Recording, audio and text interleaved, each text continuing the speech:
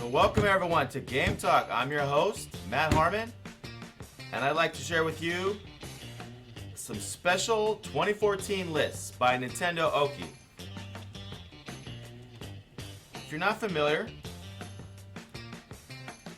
Nintendo Okie and I are very tight, as seen by this photo.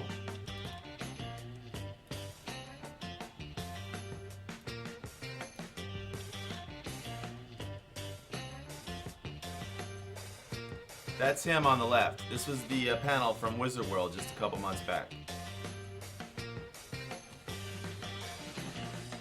And if you're curious, I put this panel together specifically for the event and invited all of them. And it was a pleasure to have Tony Miller from Nintendo Okie, which is a multiple person organization. And we're going to actually meet them all through their lists.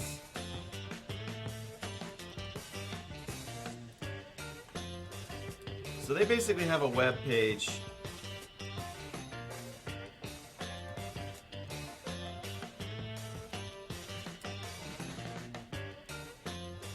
NintendoOkie.com with a dash in the middle.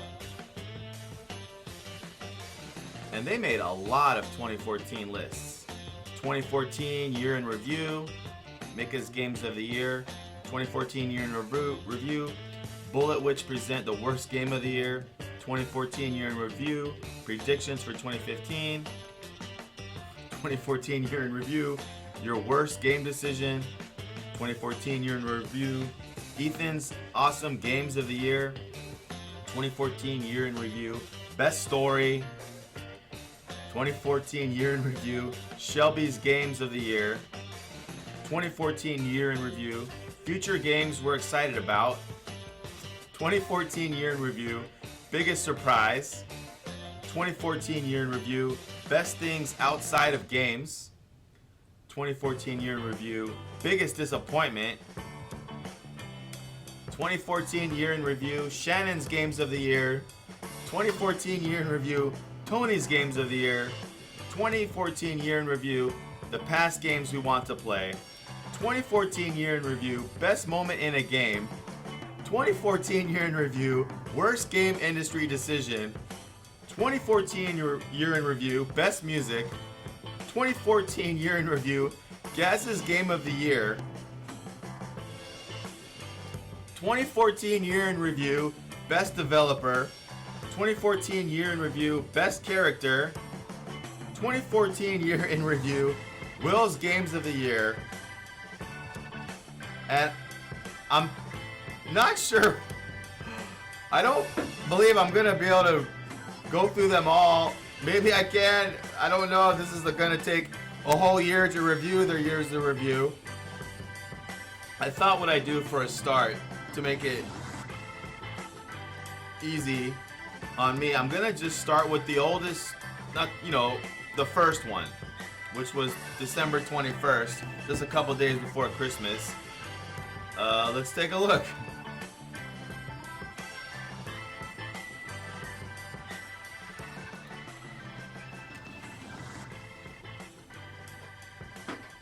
All right. So, 2014 year in review. Will's games of the year.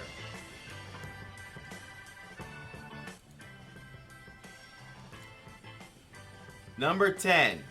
Amnesia, The Dark Descent. Shelby's been trying to get me to buy Amnesia for years. I didn't really want to for the sheer fact that it's on a PC Mac. I'm a console guy, through and through. I finally broke down and bought Amnesia after making a list of all the best horror games I didn't already have.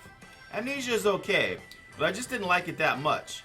The atmosphere is scary, the sounds and music are eerie, but the gameplay just annoyed me. I don't like running out of oil and having to search in the dark for more.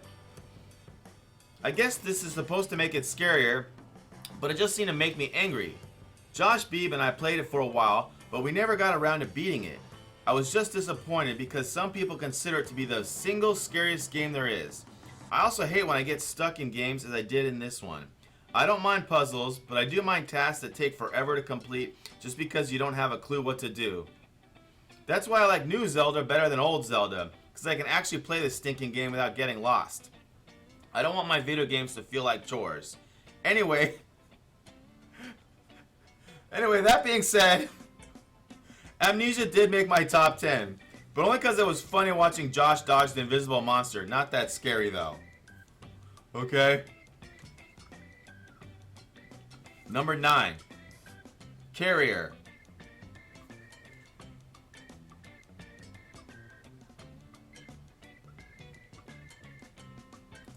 Let's see if I can get this a little bigger.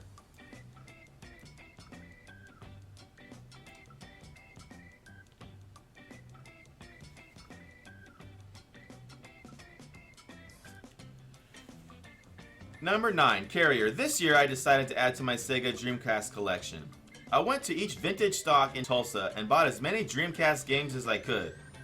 One of these was this game Carrier. I love survival horror, and this game is definitely survival horror. You can definitely tell it was a straight up copy of the early Resident Evil games. I guess they like the first one the best because every line delivered by the characters in this game is straight up cheese. As far as I could tell, because I don't pay attention to storylines in video games, you get on this ship that has been infected with a virus turning everyone into monsters, zombies, whatever.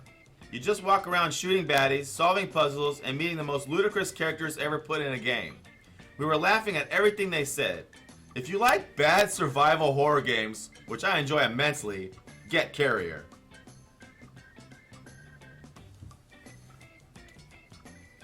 Oh no. Oh no. Number 8, Echo the Dolphin, Defender of the Future. He's Echo, faster than Flipper, jumps higher than Mario, smacks into a cliff. This is just one of the many ways to describe Echo the Dolphin, Defender of the Future. This was another game I got on my quest to own more Sega Dreamcast games. Josh and I played this together as well, and we skipped the instructions as we do on all the go rounds. The swimming controls are extremely difficult to master, especially when you don't know which button does what. Echo games are very unique. You can talk to whales, fight sharks, and get a couple of dolphins together and do a flying V straight into a rock. Like a real dolphin, you must breathe air, you must feed, and you must not swim upside down on the bottom of the ocean. I find Echo to be a blast, and an experience that everyone needs to have. It's one of a kind.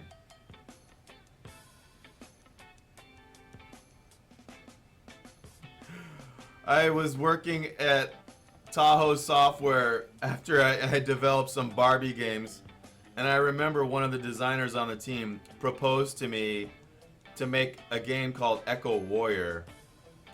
This was in 1990. Forget the year. This was kind of pre-internet. This was pre-internet. And I just remember thinking at the time how bad of an idea it was. Nowadays, it kind of can make a little more sense, the whole... And in fact, at Bonozo, we are producing a positive message game called Cyber Brave to teach kids how to deal with bullying. But it's just... It's just, I don't know, just triggering those memories. Alright. Number 7, Alone in the Dark, The New Nightmare. Sega Dreamcast, survival horror, you get the gist. Alone in the Dark, The New Nightmare is a better copy of Resident Evil than Carrier is. The monsters are scarier, the puzzles are harder, and you have a handy dandy flashlight that you can use to find clues. You start off by picking the guy or the girl, don't ask me the names. The guy starts outside the dimension, the girl starts in it. Once you're inside, you solve puzzles, find new weapons, find zero ammo, and start wasting what little you have. The controls are clunky like they're supposed to be, the music is creepy, and there's a few jump scares that take you by surprise. This really feels like it should have had Resident Evil in the title. Number 6. The Evil Within was my most anticipated Xbox One game since the beginning of 2014. From the maker of Resident Evil 4, it really tries to bring back the intensity that comes with being surrounded by dozens of zombies all at once with no way out, and it succeeds. From the very beginning, The Evil Within is hard. You are running for your life because you have no ammo, no weapon, and you die very quickly. Josh and I spent an hour and a half on the third chapter of the game because we couldn't find a gun. As you progress through the game, you find mirrors that transport you to another plane. You meet a nurse there who straps you into an electric chair and shocks new power-ups straight into your brain. When you get back to the real world, there's monsters, a big bad wolf, a guy with a safe on his head, and all sorts of strange creatures trying to kill you. And they succeed very, very often. The Evil Within is the scariest game I've played that came out this year, but not necessarily the scariest I've played this year. If you haven't played The Evil Within, this is one of my own personal favorite games of the year. Primarily because of the endings boss battle. No spoilers, but if you have not played Evil Within, the final boss levels alone, in my opinion, are worth it. I think when it comes to scariest of the games of the year, this is not my number one though. It's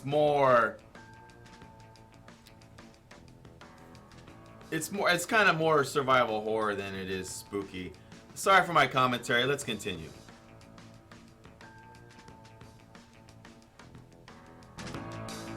Number 5, Halo, the Master Chief Collection. Halo is one of my favorite franchises, solely because I love the multiplayer and have always loved the fact that I can drive a car in the middle of an FPS battle.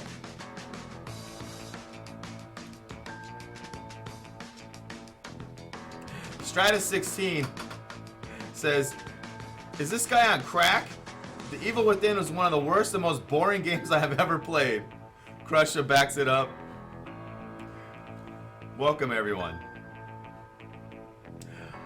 Did you guys get to the ending? Because if you haven't, it's I don't know what to say, but I think it goes in the all-time best worst things of gaming history. Stratus16 says you would die so easily, someone could piss on you and you would die.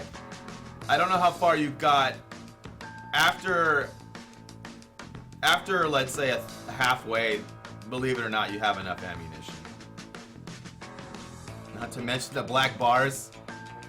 Right, the complaint about the letterboxing. Why? I hate to tell you guys, the game is not that hard.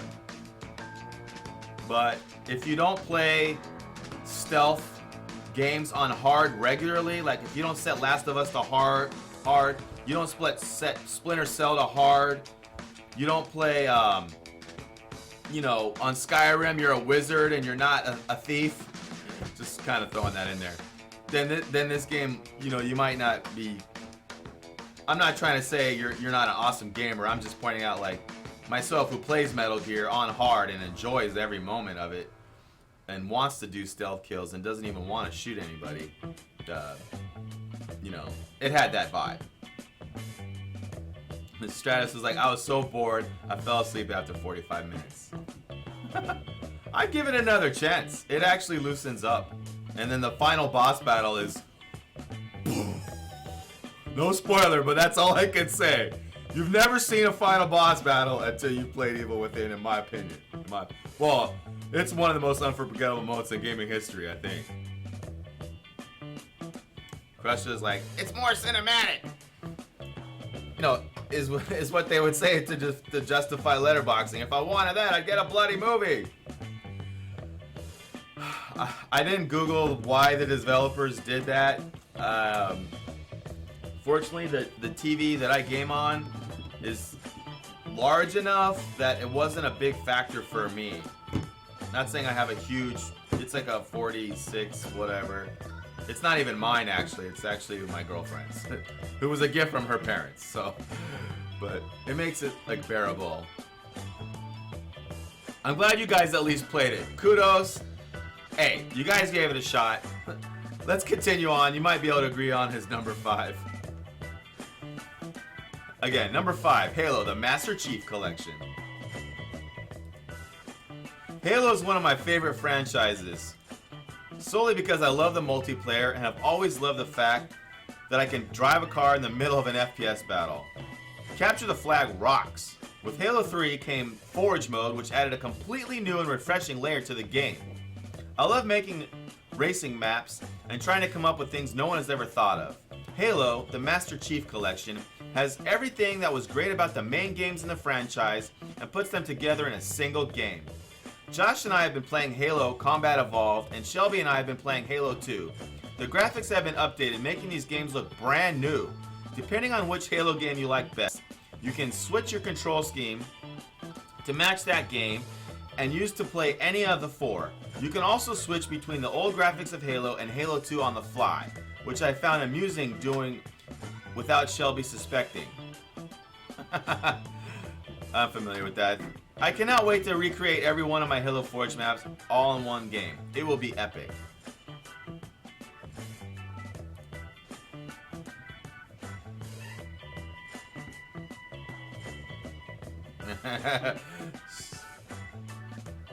Stratus16 said the letterboxes were not his main issue with the Evil Within because he does have a 75-inch. I turned on game mode. And then, I don't know if in reference to the Halo, he says Call of Duty fan throws up. Yeah, okay. Right. He's in Master Chief. Okay, cool. Alright, number 4. Mario Kart 8. Mario loves to race karts. I have no idea how he gets in and out of one with that big belly of his, but he does. He also doesn't mind settling his differences with the most dreaded enemies on the track. For some reason, he doesn't mind partying with them either, but that's a different story. Mario Kart 8 is what we like to call the best Mario Kart game ever made.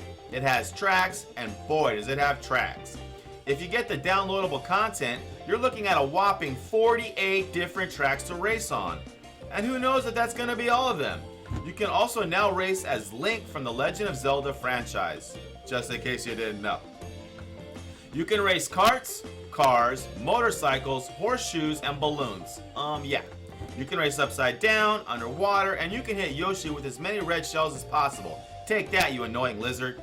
If you like Mario Kart, if you like frustrating, unfair, hair-pulling out games, and if you like Koopalings and babies, get Mario Kart 8. If you have a Wii U, get Mario Kart 8. Stratus16 says, the Wii is still the greatest console ever. And I would note, without a kappa. The steering wheel was amazing. High praise. I don't have the steering wheel adapter, but I think you can actually get them at dollar stores. You maybe want to try that now. I have a couple Wii's. Rock with Roadblock, welcome back. Welcome to Game Talk. We're running down some 24 lists today. The ones by Nintendo Okie. You broke the steering wheel because your sister beat you. Crusher says, it's funny. People leaked, I'm pretty sure I know what you're trying to say, at the Wii U when it first came out, yet it runs games better than the PS4 and Xbox One. I'm not trying to like say anything. I relate to that, Crusher, because I got the Wii U when it came out. Primarily, I was interested in researching the new, iPad type controller, and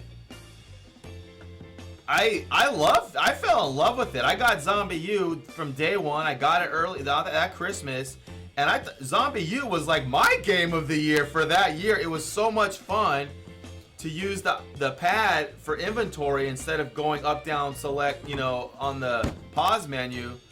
And I was never a hater of Wii U. And I remember I put it on my Facebook message, and I have a lot of like hardcore gamers right on my Facebook. I said, oh my gosh, I love the Wii U. The controller is great. It feels so great. I like the way that my hands are a little more separate. I just really love this system. And I actually played on it Black Ops, Assassin's Creed, Batman, Arkham City, Mass Effect 3. It even did Walking Dead, the one that got panned. And also Splinter Cell, in addition to a lot of indie games. So I played a lot of like prime console games on it. I had a freaking blast on Batman throwing the Batarang through my controller, using the sniper mode. I was never a hater, but I remember the crap I got for liking that machine. And the thing's not even expensive. Like, it was affordable. I use Wii U today actually to watch Twitch on my TV. I use Wii U to be able to watch Twitch on my home high def. And I've been doing that for like a year plus. Though I would add, there's like a new problem with that since they added the theater mode and so that's cool you mentioned that. Yeah, people laughed at the Wii U, right? For whatever reason, I didn't like feel a need to take an opinion because I just bought one. So why am I gonna like make fun of it? I just got it and I really enjoyed it. I still do. I still do.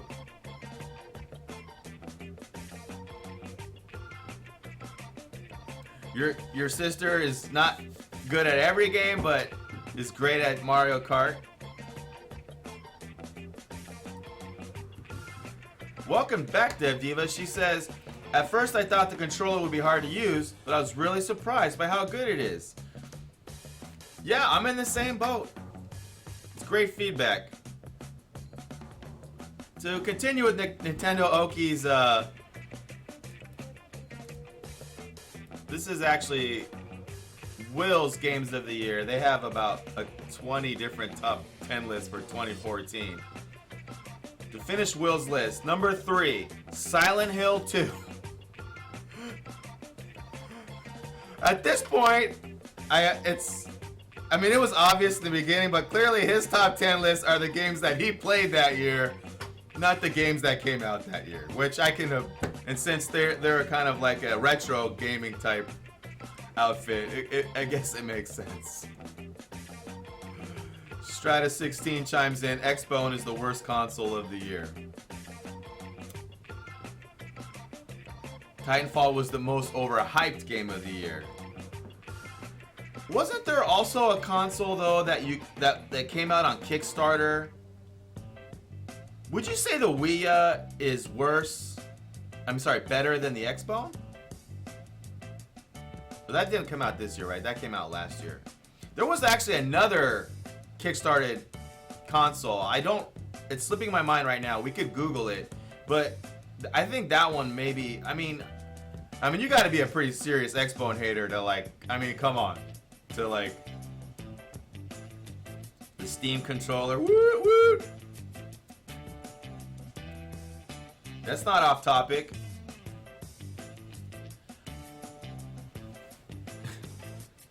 It's a shame Titanfall wasn't a little more successful. It was a launch title. It's flagship, right? Those guys, I think they tried real hard. Did you guys play Rise on Xbox One?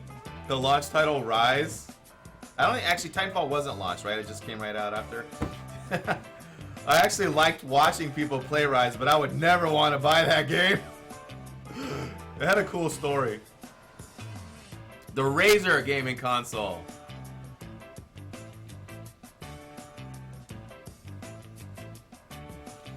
Yeah, I think that might be it. Alright, continuing. Number 3, Silent Hill 2.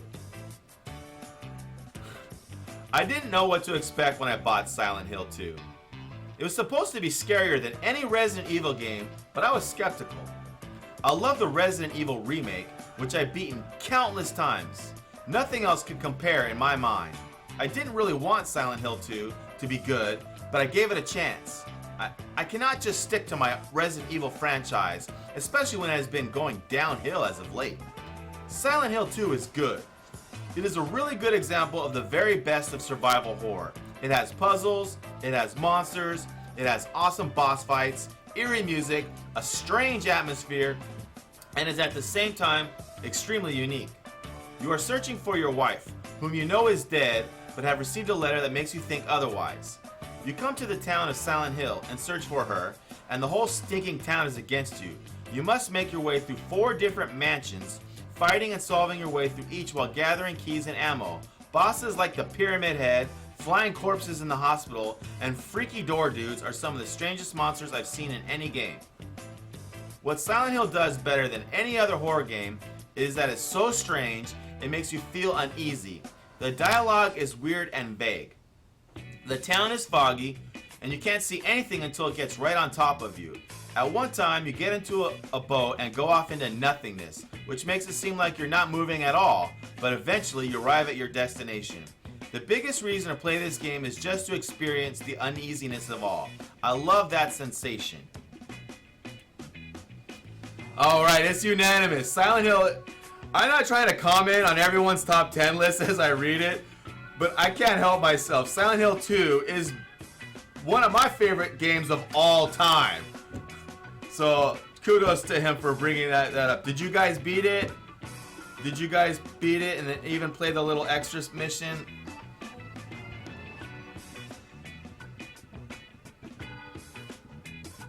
Stratus says, I'm not reading that one.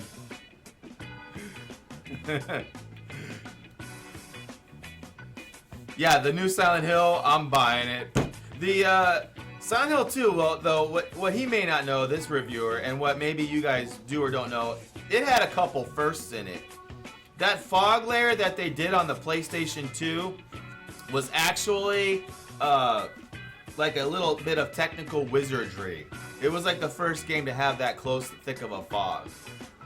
The other thing that was unique with Silent Hill 2, you remember this. To my knowledge, and you guys could correct me if I'm wrong, but I have a feeling it's the game, if it wasn't the first, it's the one that made it popular to put your hand in a toilet in a video game. And ever since, pretty much now, that's a requirement of like every horror game at one point, to be able to touch it, put your hand inside a toilet. That game was awesome. That game was awesome. I think too, wasn't it like when it comes to survival games, like there's different kinds. It's like it either shows you what you can pick up when you get close, or it shows you what you can pick up if you get close to it, or sometimes they shine. Something about the way, I don't remember now, though, something about the way you find items in Silent Hill 2, you know, had its little special take.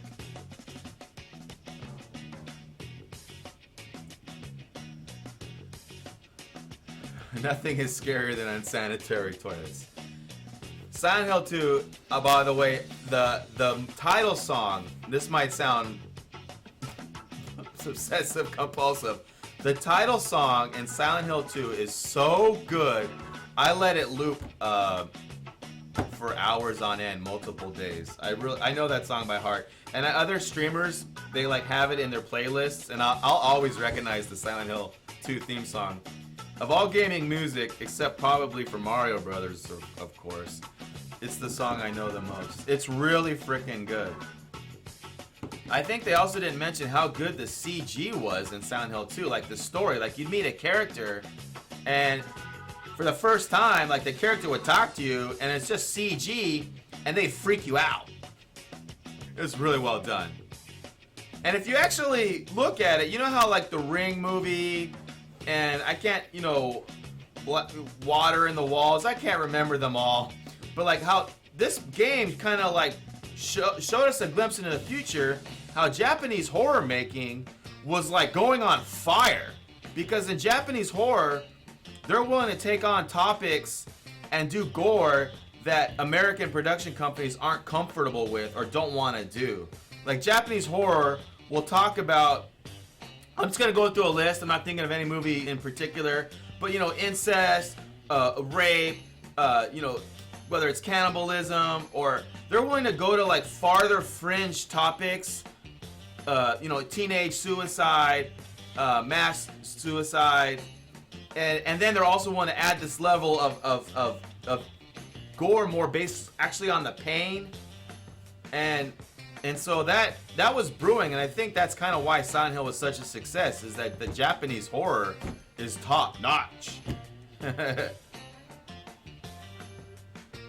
Stratus 16 backs me up on the Silent Hill 2 theme song. Awesome. Glad you're a fan. Dev Diva asked if anyone played PT. I hope everyone has. I know I did. I got to the ending and saw that who's playing Silent Hill 5. Japanese horror is getting a B in math class.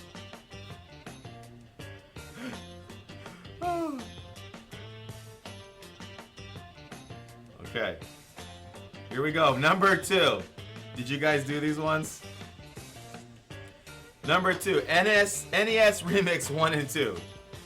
Just take the best NES games of all time, cut all the best parts out of them, paste them into a single game, and rank your time and score on each challenge. That is the formula for NES Remix 1 and 2. I bought these games just to see if I would like playing games I already own. Except in small pieces. Let me tell you, I do like it. I love trying to best my score on challenges from Super Mario Bros., Legend of Zelda, Punch-Out, and many more of the greatest games of all time. I really love trying to best Jost and Shelby's scores. NES Remix 2 features the game Super Luigi Brothers. It's like adding mirror mode to Super Mario Bros. You run right to left, and everything is backwards. Wow, that was a top caster gimmick I was going for. It's very, very difficult since I'm so used the other way.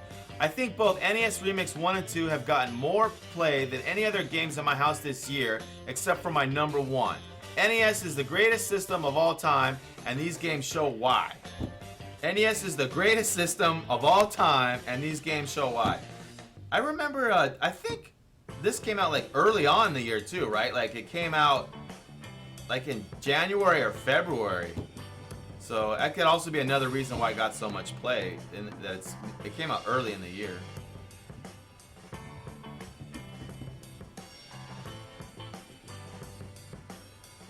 Number 1. From the Nintendo Okie, Will, and Josh. Super Smash Bros. For Wii U / Nintendo 3DS. These are the only games that matter. Super Smash Bros. Is Nintendo's greatest franchise, and the newest versions make each previous version obsolete. Super Smash Bros. 3DS came out in October, and I played it every single day until Super Smash Bros. Wii U came out. I cannot stop fighting. What makes Smash so great is that it features all the best Nintendo characters ever and pits them against each other in all-out fistfights. Mario can sock Link in the jaw, Pikachu can thundershock the heck out of Star Fox. Heck, with the addition of some third-party characters, even Pac-Man can bite Sonic the Hedgehog and Mega Man's face. Besides the characters, Smash features levels modeled after a multitude of games, features the music from even more games, has mini games to earn trophies, has challenges that keep you busy, and can be played by up to 8 players at the same time. No other game has so much replay value. I could not decide which version of Smash Bros. Was better, so I decided that the Wii U and 3DS versions of the game tie for the top spot. There's Smash, and there's everything else.